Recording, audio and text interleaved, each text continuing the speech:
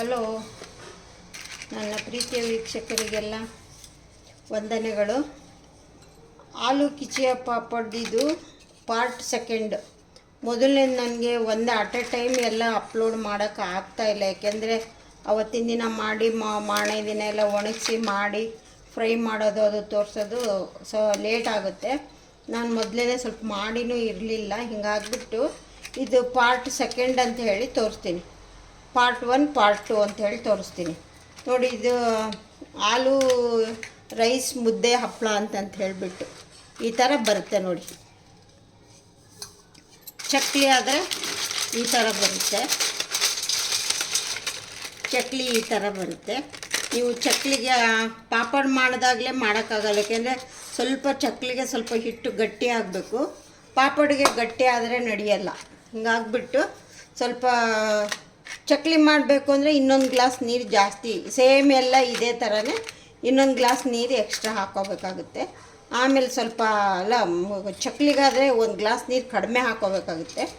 ಹಾಕ್ಕೊಂಡು ಸ್ವಲ್ಪ ಆರಿದ ಮೇಲೆ ಸ್ವಲ್ಪ ಕೈಯಲ್ಲಿ ನಾದ್ಕೊಂಡು ಚಕ್ಲಿ ಒರಳಲ್ಲಿ ತುಂಬಿಕೊಂಡು ಚಕ್ಲಿ ಒತ್ತಿದ್ರೆ ಚೆನ್ನಾಗಿ ಬರುತ್ತೆ. ಅದನ್ನು ಇನ್ನೊಂದು ದಿನ ತೋರಿಸ್ತೀನಿ ಕರೆಕ್ಟಾಗಿ ಹೆಂಗೆ ಅಂತ. ಇವಾಗ ಇದೇ ಹಿಟ್ಟಲ್ಲಿ ಮಾಡಿರೋದು ಈ ಥರ ಬಂದಿದೆ. ಇದು ಚೆನ್ನಾಗಾಗುತ್ತೆ, ಇಲ್ಲ ಅಂತಲ್ಲ. ಇದನ್ನು ನಾವು ಓವೆನ್ನಲ್ಲೂ ಸುಟ್ಕೋಬೋದು, ಆಯಿಲಲ್ಲೂ ಫ್ರೈ ಮಾಡ್ಬೋದು. ನಾನು ಆಯಿಲಲ್ಲೂ ಫ್ರೈ ಮಾಡಿ ತೋರಿಸ್ತೀನಿ, ಓವೆನ್ನಲ್ಲೂ ಸುಟ್ಬಿಟ್ಟು ತೋರಿಸ್ತೀನಿ. ಓವೆನ್ನಲ್ಲಿ 2 ನಿಮಿಷ ಇಡಬೇಕು. ಓವೆನ್ನಲ್ಲಿ 2 ನಿಮಿಷ ಇಟ್ಕೊಂಡು ನೀವು ಸುಟ್ಕೊಂಡ್ರೆ, ಯಾಕೆಂದರೆ ಡೈಲಿ ಆಯಿಲಲ್ಲಿ ತಿನ್ನೋದು ಚೆನ್ನಾಗಿರಲ್ಲ. ಇದು ನೋಡಿ, ಓವೆನ್ನಲ್ಲಿ ಸುಟ್ಟಾಗ ಈ ಥರ ಬರುತ್ತೆ. 2 ನಿಮಿಷ, ಫಸ್ಟ್ 1 ನಿಮಿಷ ಆದ ತಕ್ಷಣ ನೆಕ್ಸ್ಟ್ ಇನ್ನೊಂದು ನಿಮಿಷಕ್ಕೆ ಸ್ವಲ್ಪ ಮಗ್ಚಿಡಿ. ಮೊದಲು ಒಂದು ಸೈಡು ಆಮೇಲೆ ಇನ್ನೊಂದು ಸೈಡು ಈ ಥರ ಮಾಡಿದ್ರೆ ಈ ಥರ ಓವೆನಲ್ಲೂ ಚೆನ್ನಾಗಾಗುತ್ತೆ. ಒಬ್ಬೊಬ್ಬರಿಗೆ ಕರ್ದಿದ್ದೇ ಇಷ್ಟಪಡ್ತಾರೆ, ಒಬ್ಬೊಬ್ಬರು ಕರ್ದಿದ್ದು ಜಾಸ್ತಿ ಲೈಕ್ ಮಾಡಲ್ಲ. ಹಿಂಗಾಗ್ಬಿಟ್ಟು ಜಾಸ್ತಿ ಕರ್ದಿದ್ದ ಹೆಲ್ತ್ ಒಳ್ಳೇದಲ್ವಲ್ಲ, ಡೈಲಿ ಈ ಥರ ಮಾಡ್ಕೋಬೋದು. ಏನೋ ಹಬ್ಬ ಹರಿದಿನ ಯಾರು ಗೆಸ್ಟ್ ಬರೋವಾಗ ಆವಾಗ ಆಯಿಲಲ್ಲಿ ಫ್ರೈ ಮಾಡಿಟ್ಕೋಬೋದು. ಇದು ಓವೆನಲ್ಲಿ ಸುಟ್ಟಿರೋದು 2 ನಿಮಿಷಕ್ಕೆ. ಫಸ್ಟ್ ಹಿಂಗೆ 1 ನಿಮಿಷ, ಆಮೇಲೆ ಹಿಂಗೆ ಮಗ್ಚ್ ಹಾಕೋದು 1 ನಿಮಿಷ ಮಾಡ್ಕೊಳ್ಳಿ. ಈ ಥರ ಚೆನ್ನಾಗಿ ಸುಟ್ಕೊಳ್ಳುತ್ತೆ. ಇದು ಗ್ಯಾಸ್ ಮೇಲೆ ಸುಡೋಕ್ಕಾಗಲ್ಲ, ಓವೆನಲ್ಲಿ ಮಾಡ್ಕೊಂಡ್ರೆ ಚೆನ್ನಾಗಿರುತ್ತೆ. ಈಗ ನಾನೇನು ಮಾಡ್ತೀನಿ ಅಂದರೆ ಆಯಿಲಲ್ಲಿ ಫ್ರೈ ಮಾಡಿ ತೋರಿಸ್ತೀನಿ. ಸ್ವಲ್ಪ ಆಯಿಲ್ ಕಾಯಲಿ ನೋಡಿ ಫ್ರೆಂಡ್ಸ್. ಎಣ್ಣೆ ಕಾಯ್ತು ಅನಿಸುತ್ತೆ. ಆಲೂ ಕಿಚಿಯ ಪಾಪಡ್, ಆಲೂ ಅಕ್ಕಿ ಮುದ್ದೆ ಹಪ್ಪಳ ಅಂತ ಹೇಳಿಬಿಟ್ಟು ಇದನ್ನು ಇವಾಗ ಆಯಿಲಲ್ಲಿ ಫ್ರೈ ಮಾಡ್ತೀನಿ. ಆಯಿಲಲ್ಲಿ ಫ್ರೈ ಮಾಡಿ ತೋರಿಸ್ತೀನಿ. ಫಸ್ಟ್ ನೋಡೋಣ ಕಾದಿದೆ ಅಂತ. ಫಸ್ಟ್ ಒಂದು ಹಾಕಿ ನೋಡ್ತೀನಿ, ಇನ್ನೊಂದು ಸ್ವಲ್ಪ ಕಾಯಬೇಕು.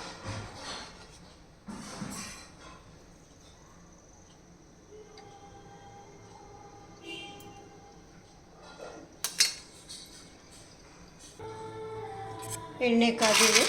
ಫಸ್ಟು ಸ್ವಲ್ಪ ಚಕ್ಲಿನ ಫ್ರೈ ಮಾಡಿ ತಗೊಂಡ್ಬಿಡೋಣ. ಇದನ್ನು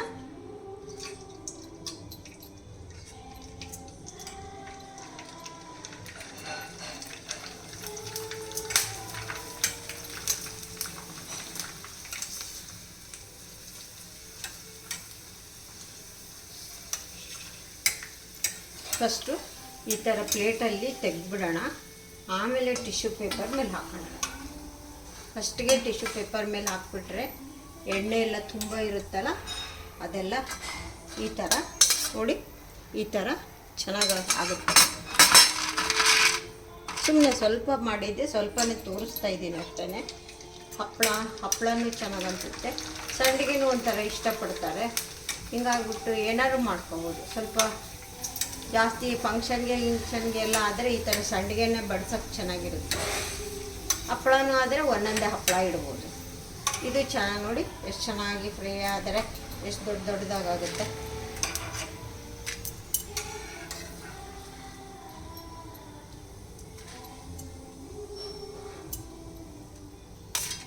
ನೋಡಿ ಚಕ್ಲಿ ಈ ಥರ ಬರುತ್ತೆ. ಹಪ್ಪಳ ತೋರಿಸ್ತೀನಿ.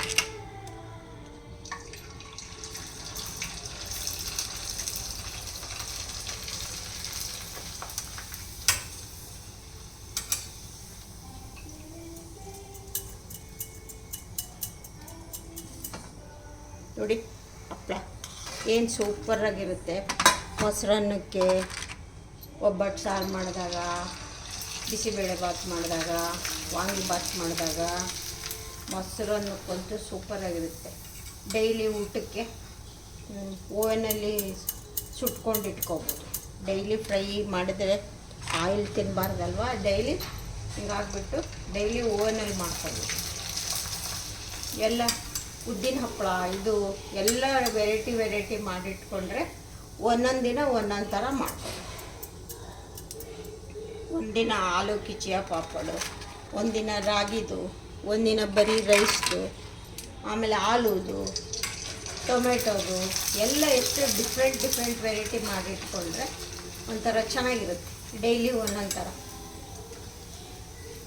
ತುಂಬಾ ಚೆನ್ನಾಗಿರುತ್ತೆ ಊಟಕ್ಕಂತೂ. ಅದರಲ್ಲೂ ಮಳೆಗಾಲದಲ್ಲಿ ಇದರಲ್ಲಂತೂ ಇನ್ನೂ ಸೂಪರಾಗಿರುತ್ತೆ. ನೀವು ಬೇಸಿಗೆನಲ್ಲಿ ಅಷ್ಟೊಂದು ಇದಾಗಲ್ಲ, ತಣ್ಣಗೆ ಬೇಕು ಅನ್ಸುತ್ತೆ ಬೇಸಿಗೆನಲ್ಲಿ. ಚಳಿಗಾಲದಲ್ಲಾದರೆ ಮುದ್ದೆಗೆ, ಮಜ್ಜಿಗೆ ಅನ್ನಕ್ಕೆ, ಸಾಂಬಾರು ಅನ್ನಕ್ಕೆ, ಬಿಸಿಬೇಳೆ ಭಾತ್ಗೆ ಎಲ್ಲದಕ್ಕೂ ಚೆನ್ನಾಗಿರುತ್ತೆ ಈ ಥರ ಫ್ರೈ ಮಾಡೋದು. ನೋಡಿ ಫ್ರೆಂಡ್ಸ್, ಹಪ್ಪಳ ಫ್ರೈ ಮಾಡೋದಾಯಿತು. ಗ್ಯಾಸ್ ಆಫ್ ಮಾಡಿಬಿಡೋಣ. ನೋಡಿ ಕರೆದ್ಬಿಟ್ಟು ಈ ಥರ ಫಸ್ಟ್ ಮೊದಲು ಒಂದು ಪ್ಲೇಟಲ್ಲಿ ಇಟ್ಕೊಂಡ್ಬಿಡಿ. ಪ್ಲೇಟಲ್ಲಿ ಇಟ್ಬಿಟ್ಟು ಆಮೇಲೆ ಟಿಶ್ಯೂ ಪೇಪರ್ ಮೇಲೆ ಹಾಕಿ. ಹೇಗೆಂದರೆ ಇರೋದು ಆಯಿಲು ಪ್ಲೇಟಲ್ಲಿ ಬರುತ್ತೆ, ಆಮೇಲೆ ಅದರಲ್ಲಿ ಹಾಕಿದ್ರೆ ಚೆನ್ನಾಗಿರುತ್ತೆ. ನೋಡಿ ಹಪ್ಪಳ ಎಲ್ಲ ಎಷ್ಟು ಚೆನ್ನಾಗಿ ಬಂದಿದೆ, ಗರಿಗರಿಯಾಗಿ ಎಷ್ಟು ನೋಡಿ ಸಣ್ಣ ಮಾಡಿದೆ, ಪುಡಿ ಎಷ್ಟು ಚೆನ್ನಾಗಿ, ತುಂಬ ಹಗುರಾಗಿರುತ್ತೆ, ತಿನ್ನೋಕ್ಕೂ ಚೆನ್ನಾಗಿರುತ್ತೆ. ನೋಡಿ ಮಾಡ್ಕೊಂಡು ತಿಂದು ಟೇಸ್ಟ್ ಹೇಗಿತ್ತು ಅಂತ ಹೇಳಿ. ತುಂಬ ಚೆನ್ನಾಗಿರುತ್ತೆ. ನಾನು ಹೇಳೋದಲ್ಲ, ನೀವು ನೋಡಿ. ಆಮೇಲೆ ಮಾಡೋದು ತುಂಬ ಈಸಿನೇ. ನಮ್ಗೆ ಯಾರ ಜೊತೆಗೆ ಬೇಕು ಅಂತ ಏನಿಲ್ಲ.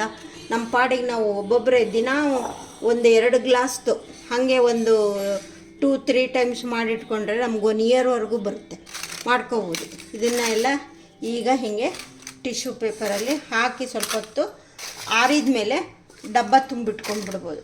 ಡಬ್ಬ ತುಂಬಿಟ್ಕೊಂಡ್ರೆ 1-2-3 ದಿನಕ್ಕಾಗಷ್ಟು ಮಾಡಿಕೊಂಡ್ರೆ ಸಾಕು. ತುಂಬ ಜಾಸ್ತಿನೂ ಆಯಿಲ್ ಫ್ರೈಯಲ್ಲಿ ಮಾಡಿದ್ದು ತುಂಬ ದಿನ ಇಟ್ಕೊಂಡು ತಿನ್ನಬಾರ್ದು. 2 ದಿನ 3 ದಿನಕ್ಕಾಗಷ್ಟು ಮಾಡ್ಕೊಳ್ಳಿ ಸಾಕು. ಯಾರ ಗೆಸ್ಟ್ ಬರೋರಿದ್ದರೆ ರಾತ್ರಿನೇ ಮಾಡಿಟ್ಕೋಬೋದು. ನೋಡಿ ಚಕ್ಲಿ ಈ ಥರ ಬರುತ್ತೆ, ತುಂಬ ಹಗುರಾಗಿ ಎಷ್ಟು ಚೆನ್ನಾಗಿ ನೋಡಿ ಎಷ್ಟು ಚೆನ್ನಾಗಿ ಎಲ್ಲ ಪುಡಿ ಎಷ್ಟು ಚೆನ್ನಾಗಿ ಬರುತ್ತೆ. ಈ ಥರ ಚೆನ್ನಾಗಿ ತುಂಬ ಚೆನ್ನಾಗಾಗುತ್ತೆ. ನೀವು ಮಾಡಿ ಟ್ರೈ ಮಾಡಿ ನೋಡಿ. ಮಾಡಿದ ಮೇಲೆ ಹೇಗಿತ್ತು ಅಂತ ನನಗೆ ಹೇಳಿ. ಎಲ್ಲರಿಗೂ ಇಷ್ಟ ಆಗಿದೆ ಅನ್ಕೋತೀನಿ. ರೆಸಿಪಿನ ಪಾರ್ಟ್ 1 ಪಾರ್ಟ್ 2 ಅಂತ ಹಾಕಿದ್ದೀನಿ. ನೋಡಿಬಿಟ್ಟು ಹೇಗೆ ಅನ್ನಿಸ್ತು ಅನ್ನೋದು ಕಮೆಂಟ್ಸ್ ಬಾಕ್ಸಲ್ಲಿ ಹಾಕಿ. ಫ್ರೆಂಡ್ಸ್ಗೆಲ್ಲ ಇಷ್ಟ ಆಗಿದ್ದರೆ ಫ್ರೆಂಡ್ಸ್ಗೆಲ್ಲ ಶೇರ್ ಮಾಡಿ. ಇಷ್ಟ ಆಗಿದ್ದರೆ ಅಂತಲ್ಲ, ಇಷ್ಟನೇ ಆಗುತ್ತೆ. ಇದು ತುಂಬ 1 ಇಯರ್ವರೆಗೂ ಮಾಡ್ಕೊಂಡು ಇಟ್ಕೊಳ್ಳೋದು ಎಲ್ಲ. ನಾನಂತೂ ತುಂಬಾ ಮಾಡಿರ್ತೀನಿ. ನಮ್ಮನೆ ಎಲ್ಲರೂ ಬರ್ತಿರ್ತಾರಲ್ಲ, ಇಷ್ಟಪಡ್ತಾರೆ, ಅವ್ರಿಗೂ ಕೇಳಿದ್ರೆ ಅವ್ರಿಗೂ ಸ್ವಲ್ಪ ಪ್ಯಾಕ್ ಮಾಡಿಕೊಡ್ತೀನಿ. ಏಕೆಂದರೆ ಮೊದಲಿಂದನೂ ಅದು ಅಭ್ಯಾಸ ಇದೆ. ಹಿಂಗಾಗ್ಬಿಟ್ಟು ಮಾಡ್ತಾಯಿರ್ತೀನಿ, ಏನು ತೊಂದರೆ ಇಲ್ಲ. ಎಲ್ಲರಿಗೂ ಇಷ್ಟ ಆಗಿದ್ದರೆ ಒಂದು ಥಮ್ಸ್ ಅಪ್ ಕೊಡಿ. ಎಲ್ಲರಿಗೂ ಶೇರ್ ಮಾಡಿ. ಹೇಗಿತ್ತು ಅಂತ ಕಮೆಂಟ್ಸ್ ಬಾಕ್ಸಲ್ಲಿ ಹಾಕಿ. ನೀವು ಯಾವ ಥರ ಮಾಡ್ತೀರಾ ಅಂತಲೂ ನಂಗೆ ತಿಳಿಸಿ. ಇನ್ನೂ ಕೆಲವೊಂದು ಐಟಮ್ ಇದೆ, ತೋರಿಸ್ತೀನಿ. ಈಗ ರಾಗಿ ಪಾಪಡ ಆಯಿತು, ರೈಸ್ ಪಾಪಡ ಆಯಿತು, ಆಮೇಲೆ ಆಲೂ ಕಿಚಿಯ ಪಾಪಡ ಆಯಿತು. ಈಗ 3 ಟೈಪ್ಸ್ ಹಾಕಿದ್ದೀನಿ. ಇನ್ನೂ 1-2-3 ಥರದ್ದಿದೆ, ಹಾಕ್ತೀನಿ. ನೀವು ಒಂದು ವಾರದಲ್ಲಿ 1 ವಾರ ಫುಲ್ ಬೇರೆ ಡಿಫ್ರೆಂಟಾಗಿ ತಿನ್ಬೋದು. ಆ ಥರ ವೆರೈಟಿ ಮಾಡ್ಕೋಬೋದು, ಹೇಳ್ಕೊಡ್ತೀನಿ. ಓಕೆ ಫ್ರೆಂಡ್ಸ್, ಶೈಲಜಾ ಕಡೆಯಿಂದ ನಿಮಗೆ ಆಲೂ ಕಿಚಿಯ ಪಾಪಡ್ ತೋರಿಸ್ಕೊಟ್ಟಿದ್ದೀನಿ. Okay friends, okay, see you, bye. ಮತ್ತೆ ಹೊಸ ರೆಸಿಪಿಯೊಂದಿಗೆ ಸಿಗ್ತೀನಿ.